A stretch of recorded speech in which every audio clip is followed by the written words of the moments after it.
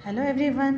आज हमारे शहर में बारिश हो रही थी तो मैंने सोचा शाम की चाय के साथ कुछ पकोड़े बना लिए जाएं, जो कि बहुत ही मज़ेदार लगते हैं बरसात के मौसम में। तो मेरे पास यहाँ पर बेसन था पड़ा हुआ और मैंने उसके अंदर थोड़ी सी हल्दी नमक मिर्च शामिल करी, स्लाइस में कटी हुई मैंने प्याज शामिल की, एक आलू बारीक कट करके शामिल किया, मैंने इसके अंदर पुदीना शामिल किया और चुटकी भर मैंने सोडा शामिल कर दिया, हरी मिर्चें शामिल की मैंने इसके अंदर। इसको मैंने बहुत अच्छे से मिक्स किया, फिर मैंने इसका हल्का सा घोल लिया मैंने पानी के साथ और फटाफट से मैंने इसके पकोड़े बना लिए, क्योंकि शाम की चाय के साथ अगर बरसात के मौसम में पकोड़े मिल जाए तो क्या ही बात होती है।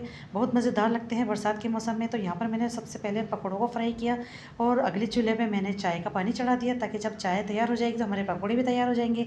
और सबने बहुत ज़्यादा इन्जॉय किया और इतने मज़ेदार पकोड़े बनकर तैयार हुए थे, क्योंकि आलू के और ये प्याज के पकोड़े थे और जो कि बहुत ही चटपटे बहुत ही लाजवाब थे।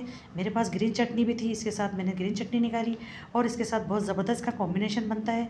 आप भी कमेंट बॉक्स में बताएं कि आपको मेरा व्लॉग कैसा लगा। अल्लाह हाफिज़।